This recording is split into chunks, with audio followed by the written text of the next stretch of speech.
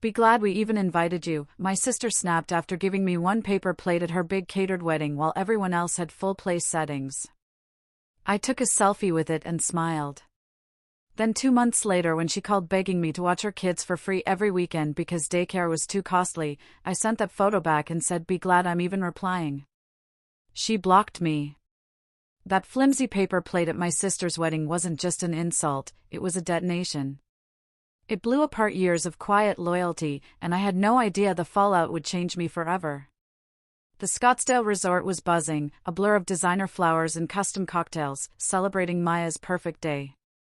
I was just trying to blend in, to be the reliable older brother I'd always been. My name is Caleb. I'm 32. If you asked my family to describe me, they'd say, quiet but dependable. That's been my role forever. The reliable older brother. The one who moves furniture, fixes things, drives people to the airport. I'm the guy on call when the power goes out, not because I'm a genius, but because I always show up. No arguments, no complaints. I just do it. I never really noticed how much they expected it from me, like it was my actual job, until my sister's wedding hit me like a gut punch. My younger sister, Maya, is 29. She's naturally magnetic, effortlessly glamorous, always curating her Instagram for that perfect, humble brag moment. She was always our parents' golden child. That's not bitterness, just truth. The surprise baby, born when they thought they were done, she had everyone wrapped around her finger from day one. It was always, be nice to your sister, she's younger. Or, let her have it, Caleb, you're older. I learned early that fairness wasn't an option. But I still tried. Even when she rolled her eyes at me as a teen. Even when she returned my car dented and empty, and our parents just shrugged. Even when she forgot my birthday 3 years running and laughed it off, I kept showing up. I moved her into every apartment. Fixed her coffee-soaked laptops. I even built her kids' IKEA beds last Christmas Eve because Lucas was busy and she needed the house just right for Santa while she was out with friends. So, when Maya got engaged, I was genuinely happy. I even offered to help with expenses. She just laughed, thanks, Caleb, but we're going all out. Lucas's family is loaded. They held this massive, over-the-top wedding at an upscale resort in Scottsdale. Designer flowers, custom cocktails, a string quartet, gold-trimmed linen menus. It felt excessive, but hey, their money. 2 weeks before, her full-time planner emailed me for my meal preference, filet mignon, salmon, or risotto. I picked one, not thinking much of it. I took a day off work, dry-cleaned my suit, bought an absurdly expensive espresso machine from their registry, one I couldn't really afford, just to show I cared. Wedding day, I showed up early to help usher family, otherwise staying out of the way. I wasn't in the wedding party, but figured I'd sit with cousins or my parents. Instead, the seating chart stuck me in the furthest back corner. The obligation table, I called it. Strangers, a few distant relatives, one of Maya's coworkers I'd met once. No place card, no greeting, no explanation. I convinced myself it was a mistake. Then dinner started, for everyone else. Servers in white gloves glided around, delivering elegant plates, balsamic glazed salads, refilling wine. Then one paused at our table, consulted her list, and with a hesitation that felt endless, placed a single paper plate in front of me. Not even a sturdy one. A flimsy, bendable white plate with half a scoop of potato salad and unbuttered bread. No silverware, no napkin. Just that. I blinked, waiting for the punchline. Nobody else had one. Every other person, every guest, every +1, even the DJ, had a full setting. I sat, frozen. Maya walked by with Lucas, champagne flute in hand, heading to the head table. She saw me staring at the plate. She smirked, not smiled. Leaned in, whispered, "Be grateful we even invited you." I laughed, not out loud, not bitterly, just this soft, stunned exhale. I said nothing. Just pulled up my phone, snapped a selfie with the plate. Her smirk faltered when she saw my lack of reaction. No questions, no scene, no telling anyone. Just me, smiling for the camera, like I was in on the joke. The rest of the night was a blur. I didn't eat. Didn't dance. Left before dessert, told my parents I had a headache, and drove home in silence. I sat in my car for 20 minutes, staring at that photo. Not sad, exactly, though a part of me was. Mostly, I just couldn't grasp what I'd done. Had I missed something? Said something wrong? Or was I always just the guy who showed up, gave everything, and got scraps?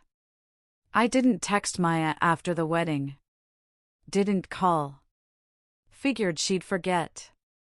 I posted the selfie to my private Instagram, no caption. My friends messaged, but I never explained. Too stupid, too petty. My sister gave me a paper plate at her wedding. Who'd believe it? A month, then 6 weeks passed. I dove into work, started running, even dusted off my old guitar. Just when the sting faded, just when I thought I was moving on, a text from Maya. Out of nowhere. No greeting, no apology, nothing about the wedding. Just, hey, can you watch the kids Saturday? Daycare's closed, Lucas has golf. I stared at it. My first instinct was to ignore it. Second, send something snarky. But I just typed, can't, sorry. That should have been it. It wasn't. 2 days later, another text, hey, if you're free this weekend or next, we really need you. Daycare's tight, and I'd rather not ask Eleanor. When I didn't reply, a follow-up, it's just a few hours every weekend. You're good with them, and they love you. That's when it hit me. I wasn't a person. I was a resource. A backup plan. A warm body for her convenience. Suddenly, annoyance turned to fury. Not loud, throwing anger. This was quiet, cold. The kind that builds, settling in your chest like a stone. And I knew exactly what I would do. I opened my gallery, found that selfie. The paper plate. My forced smile. Maya's glittering wedding, a scene from another life. I saved it. Waited. Her next message came morning. Any chance you're around Saturday? Kids have a party after, just a couple hours. I almost laughed. So casual, like we were just good siblings, doing favors. Like she hadn't humiliated me in front of hundreds 2 months ago. Like I hadn't sat there with a paper plate while servers carried steak and wine to my cousins at the next table. I sent the photo. No words, just the image. Me, half smiling, chin tilted, under the fluorescent lights, holding that ridiculous paper plate, its crimped edge bending under the sad potato salad. No explanation, no caption. Just read at 9:06 a.m. Then nothing. Not for an hour. Not all day. I expected sarcasm, a half-hearted emoji.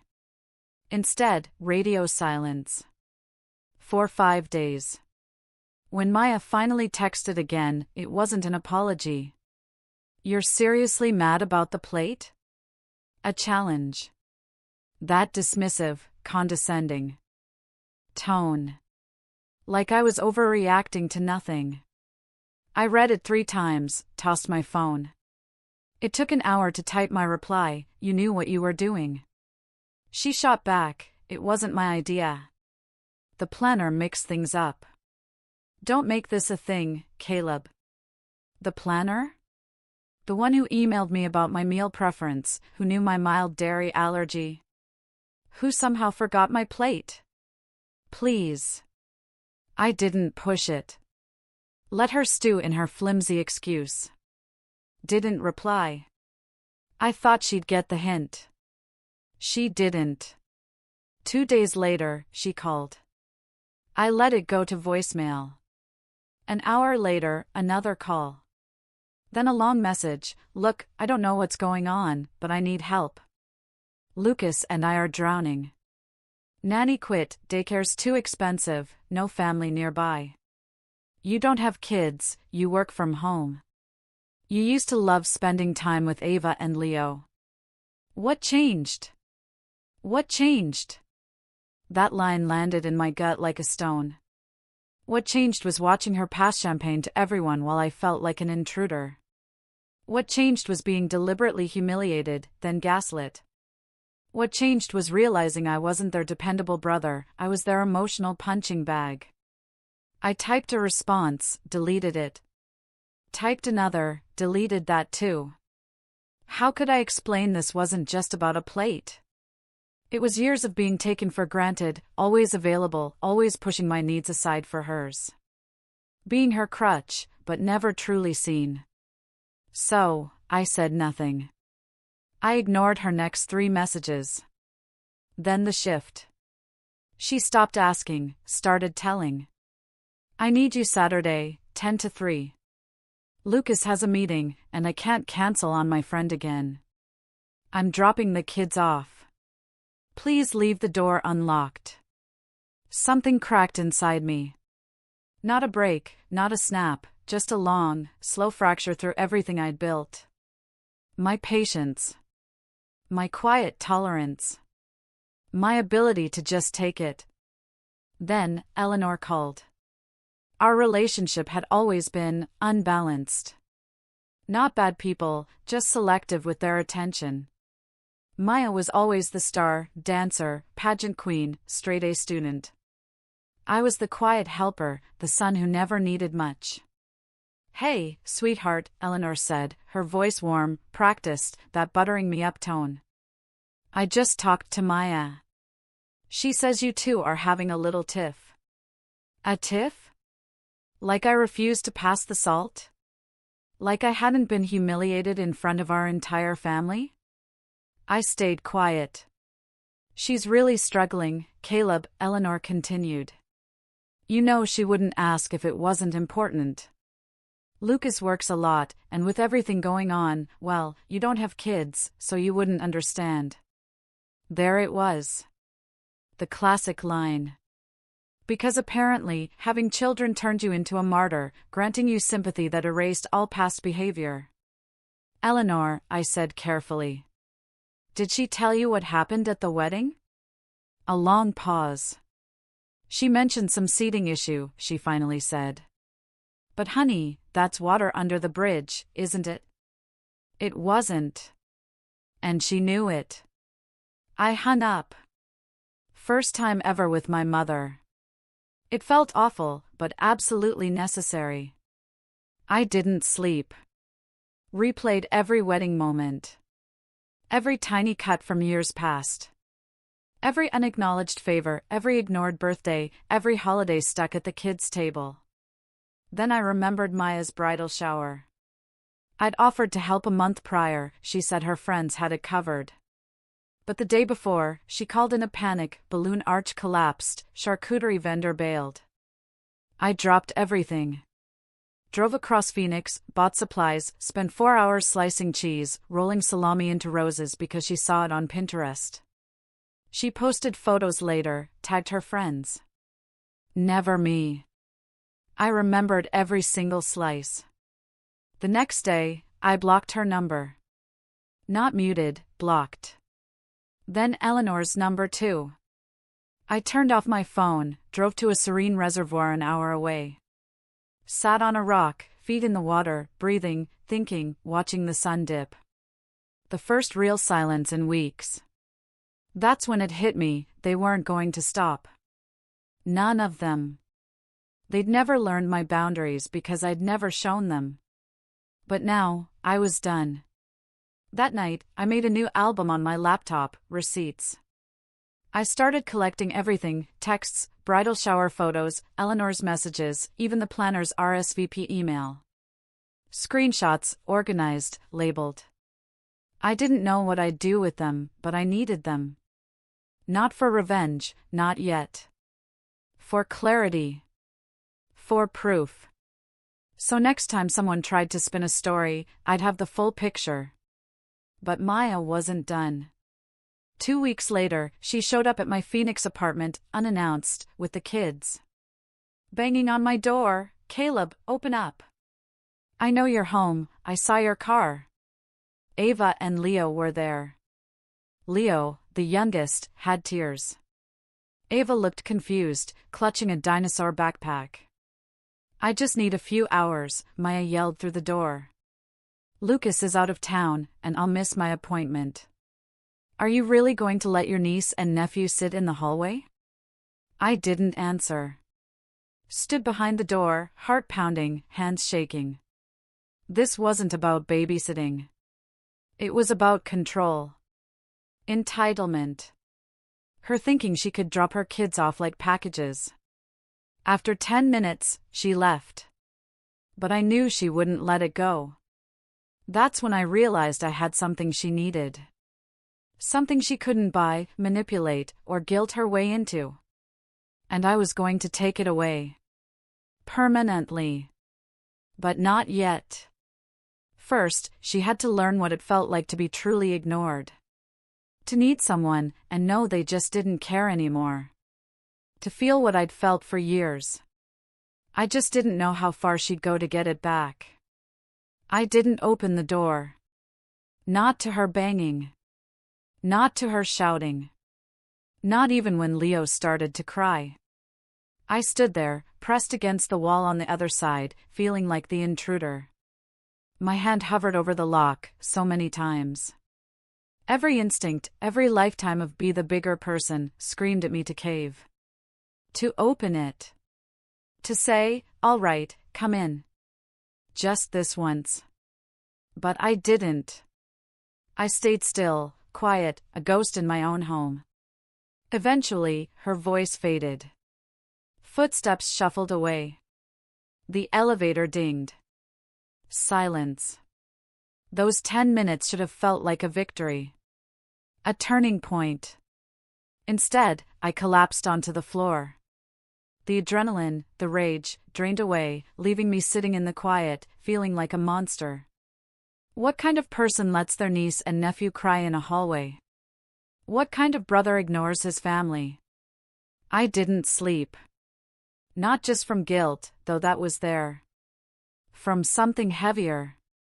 A profound sadness I hadn't known I carried. A realization I wasn't just drawing a boundary. I was tearing down an entire structure I'd helped build. The Caleb they knew. The one who always said yes, never pushed back, dependable and invisible. He was gone. And in his place? I didn't know yet. The next week was eerily quiet. No texts, calls, or pop-ins. I thought it was finally over. Peace, earned. Then I opened Facebook. My aunt tagged me in a comment under a birthday party photo. One of those chaotic family events, sticky kids, too much cake. I hadn't been invited, of course. But Maya's caption. Thankful for family who show up when it counts. We may not have a village, but we have each other. My stomach flipped. So perfectly curated, so disgustingly fake. There she was, surrounded by people, holding her kids, a picture of maternal sacrifice. No mention of me, no truth. Just this polished image of a struggling mom doing her best with little support. And the comments, "Amazing mama. How do you do it all? Superwoman. Wish I lived closer." I scrolled, heart pounding, jaw clenched, reading praise for surviving a storm she created. For a moment, I wanted to comment, "She has family, she just burns them out and plays victim." Or post the paper plate photo. Let people connect the dots. But I didn't. I logged out, deleted the app. I finally understood this. It wasn't just about me. It was about narrative, control, image. And to truly step away, I had to let go of needing them to understand. That was my lowest point. Not the wedding, not the hallway, not even the Facebook post. It was that moment, sitting in my apartment, realizing closure might never come. They might never apologize, never see my side. No matter how calmly I explained, how clearly I laid out the facts, they'd twist it. Make it about their struggle, their hardship. And I'd still be the quiet one. The one who changed, who snapped. I cried that night. Not for them, for me. For the years I chased approval like a prize I hadn't earned. For the family I thought I had. For the version of myself I'd buried just to survive. But rock bottom is quiet. And in that silence, something shifted. Next morning, coffee, staring out the window. Then, I updated my portfolio. I'm a freelance designer, logos, branding, UI.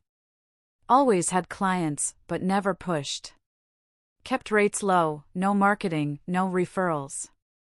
Told myself I liked staying under the radar. But deep down, I was scared. Scared to take up space. To ask for more. To become someone my family would whisper about. But now? I had nothing to lose. I spent 3 days revamping everything. New website, rewrote my bio, got testimonials. Signed up for design platforms I'd avoided, thinking I wasn't good enough. Within a week, 3 new clients. Within a month, my income doubled. With every project, every glowing review, a piece of myself returned. Not the Caleb they knew, the quiet one. The Caleb I'd buried under years of forced humility. I started the gym. Journaling. Got a coffee machine that made me excited to get out of bed. Slowly, I rebuilt. But rebuilding is lonely. Even thriving, calendar full, bank account healthy, it hits you like a punch. They don't care. They don't check in. They just move on. That hurt most. All the talk of family, unconditional love. Mine had conditions. Quiet, unspoken, but real. No longer playing the role, I was written out. That fall, I spent Thanksgiving alone. First time. No invite, not even a group text. Saw photos later, Maya hosting, of course. Beautiful table, matching plates, candlelight.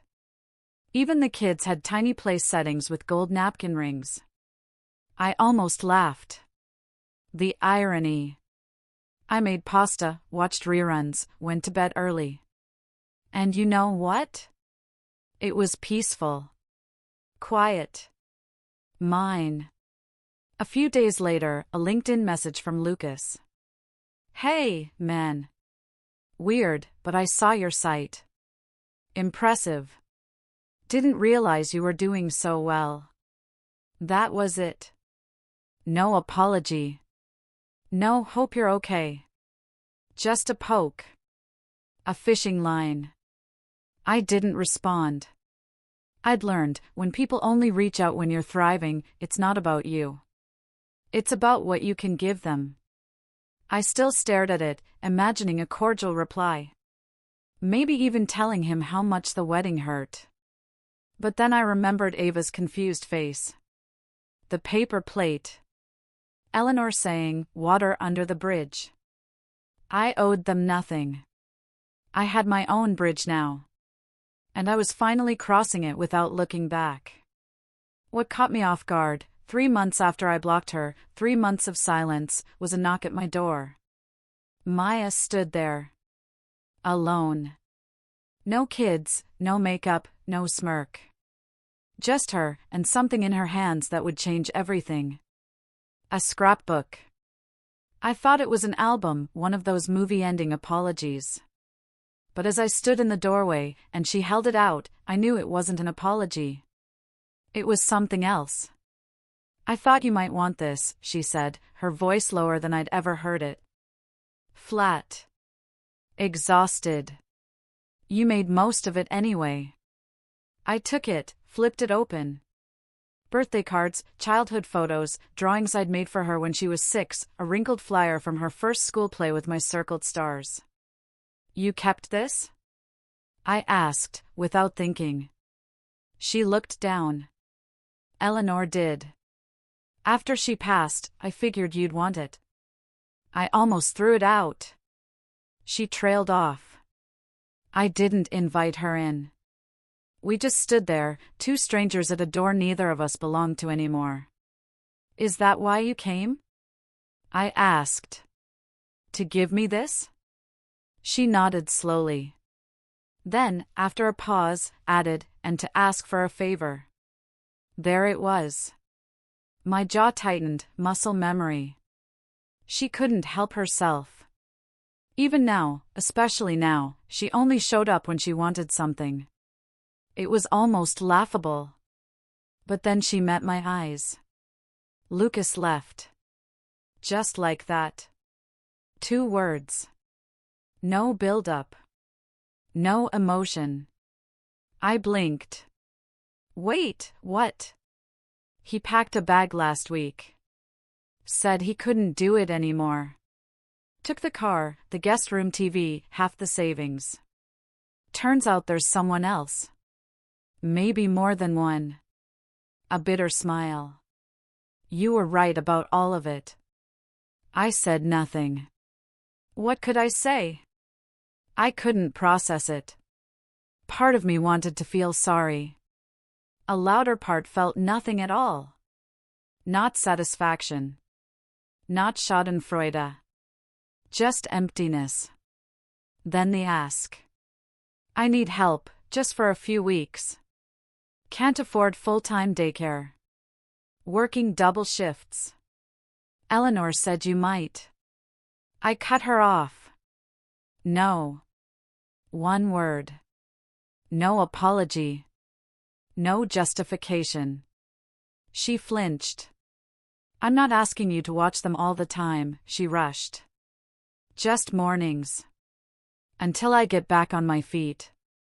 Please, Caleb. They miss you. Ava asked about you yesterday. I hated how much that line hurt. But I didn't budge. You didn't come when she asked about me, I said. You came because you needed something. Her shoulders slumped. I know, she whispered. But I'm really trying. I didn't answer. She eventually turned, walked down the hall without looking back, the scrapbook still in my hands. I closed the door, leaned against it, heart racing. Not from anger, this time. From clarity. Cold, clean clarity. This was never about babysitting. It was about patterns. How people treat you when they think you'll never leave. And for the first time, I wasn't just walking away. I was planning something. I didn't want traditional revenge. No screaming, no public takedowns. I didn't want to burn her life down. I wanted something quieter, the truth. So, I started paying attention. First, social media. Despite her life falling apart, Maya posted like everything was fine. Carefully framed photos of the kids baking cookies, tagged #blessedmoments. Quotes about strength, healing. A smiling car selfie, hiding her real tension. The comments poured in, overflowing with sympathy. Amazing mama. How do you do it all? Superwoman. Wish I lived closer. But what most people didn't know was Maya wasn't as alone as she claimed. While she posted about having no one, I noticed a recurring name in her tags, Chloe. An old high school friend.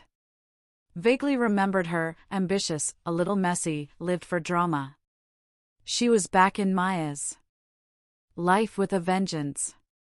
Digging deeper, I found Chloe had launched a mom influencer brand. Resilience, healing, parenting through hardship. Her content had a familiar ring, sounding a lot like Maya, same phrases, hashtags, captions. Then I found the podcast, Chloe and Maya, Stronger Than Yesterday. Weekly episodes, light banter, dramatic storytelling, healing through humor. And sure enough, in episode 3, Maya told the story of how her brother abandoned her in her time of greatest need. She didn't name me, but it was me. She described the paper plate incident with tears, framing it as an honest mistake the planner made, and how her brother used it to turn his back. She said, "I know I'm not perfect, but I would never let my niece and nephew cry outside someone's door. Never. Family is supposed to show up, even when it's hard." That line burned. It was a beautifully crafted, sympathy-gathering lie. But when you go quiet, people forget you're listening. I downloaded the episode, saved it. Then I looked into the LLC. Chloe and Maya, equal partners. A small-time baby blanket company had already signed on as a sponsor. Nothing huge, but enough. Enough to matter. So, here's my move. I reached out to Chloe. No threats, no accusations. Played it cool. Pretended I wanted to sponsor their show. Created a fake email, posing as a rep for a startup parenting app. Said we sought authentic, family-first creators. Asked for a media kit, listener demographics. Chloe was ecstatic. She sent everything: audience metrics, back-end numbers, sponsorship rates. And a link to a private Dropbox folder full of press assets, including a bio page. And in that bio, Maya claimed she was a full-time single mom with no family support. No family support. I laughed out loud. Screenshot everything. Organized it. Created a folder, PR versus reality. Then I waited. I didn't want to nuke her brand yet. I wanted something better. I wanted her to feel that slow unraveling, just like I had. So, I started talking. Quietly. Cousins who'd reached out after Thanksgiving. Old friends who'd drifted. Even Eleanor, who after my silence, finally left a voicemail saying, "I think I might have misunderstood some things." I told them my side. Not with anger, not bitterness. Just the truth. Showed them the texts, the wedding photo, the podcast clip. Let them draw their own conclusions. Slowly, I saw the shift. Likes on her posts dipped. Comments dwindled. Mutual friends stopped reposting her quotes. No gloating. No calling her out. I wasn't interested in public humiliation. I was interested in silence. In isolation. In her finally seeing what it felt like when the people you relied on disappeared. But I wasn't done. The final piece, the moment I'd been waiting for, was coming. I just didn't know it would arrive so perfectly. 3 weeks later, an email from the podcast sponsor, the baby blanket company. My fake startup had gotten their attention. They reached out to Maya's real email for a collaboration. She, thinking it was legit, forwarded it to Chloe, who then forwarded it directly to my fake inbox, ecstatic about landing a big fish. That was it. I had her. Proof she was willing to fabricate her story on a business platform for personal gain. Suddenly, I wasn't just her estranged brother. I held the string to unravel her entire facade. But I didn't pull it yet. I waited for her to crawl back. She texted me Sunday morning, "Hey, I know you probably don't want to hear from me, but if there's any part of you that still cares, I could really use your help." Short. No emojis, no guilt. Just a quiet plea. I stared at it. She didn't know what I had. What I'd been building. She didn't know about the desktop folder labeled "Final Move." Or how I'd turned her fake vulnerability into a breadcrumb trail of receipts. She didn't know I'd gathered everything, not to ruin her, but to show her a mirror she couldn't smash. Most importantly, she didn't know I was finally at peace with letting go once she saw it all. I didn't reply. Waited 2 days. Then, I sent her a package. Small. A manila envelope, no return address. Inside, a flash drive, a printed note, and that single photo. My original selfie. At her wedding. holding the paper plate. The note was short, "Here's everything you forgot." I remembered. "You made me invisible. I made you transparent." I don't know what she opened first. The photo, the note, or the flash drive folder, in case you forgot. That folder held screenshots of her podcast transcript, fabricated claims highlighted. Screenshots of her bios across platforms, describing herself as estranged from family, doing it all alone. An audio recording of her voicemail to Eleanor, begging for backup. A saved copy of my fake brand proposal and her enthusiastic email agreeing to it. And finally, a PDF, the timeline you erased. A clean, chronological list of every time I'd helped her for 5 years. Moving, babysitting, fixing things, the charcuterie roses, the 3 a.m. emergency run when Leo had a fever. Detailed. Undeniable.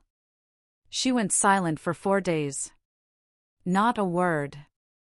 Then, Chloe messaged me from her personal Instagram.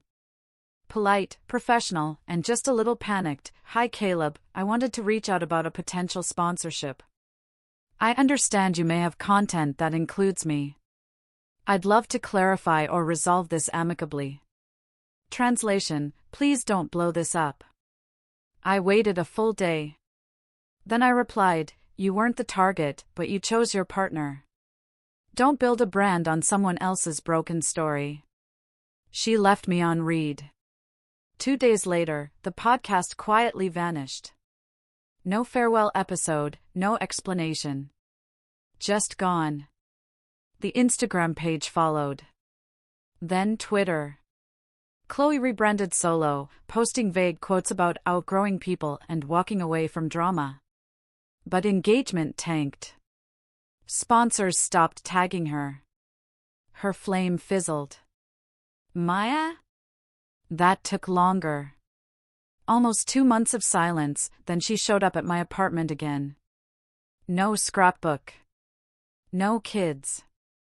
No phone. Just her. She looked tired. Not the usual motherhood exhaustion, but deflated. Like she'd finally seen herself from the outside and didn't recognize the person staring back. I opened the door. Said nothing. She didn't ask to come in. Just stood there. "You were right," she said. That was it. No apology. No performance. Just quiet truth. She haltingly told me the podcast fallout killed her last chance at monetizing. How an acquaintance leaked the timeline PDF to her parenting forums. How sponsors ghosted her. How Chloe distanced herself, hinting Maya had exaggerated her trauma. She'd moved back in with Eleanor temporarily. Working weekends at a boutique, looking for a second job. "I know you probably don't care," her voice cracked. "But I just wanted you to know. I see it now. What I did. What I let myself become." I let her speak. Let her sit in it. Then, calmly, I said, "I'm glad you do. But this isn't about you anymore. It never really was." She blinked. "Then what's it about?" "It's about me finally choosing peace over guilt," I said. "About realizing I'm not responsible for everyone's mess, especially not people who hand me paper plates and expect gratitude." She looked like she might cry, but she didn't. She nodded once, a silent acceptance that this door wouldn't open the way it used to. She turned, left without asking for anything more. And this time, I didn't feel like a villain. I felt free. That was a year ago. Since then, I've doubled my client base, mentored new designers, even spoke at a conference about knowing your worth. I didn't name Maya, but I told the story of the paper plate, of boundaries, of letting go of the need to be understood. Afterward, a woman in the front row told me, "I have a sister like that." I just smiled, most of us do. Thanksgiving this year? I spent it with friends. The kind who bring real plates, pour wine without keeping score, who don't ask you to shrink so they can shine. I still have the photo, printed and framed on my desk. Not a trophy, but a reminder. Sometimes, the smallest plate holds the biggest lesson. And now, I serve myself. Have you ever felt like you were just a resource to your family?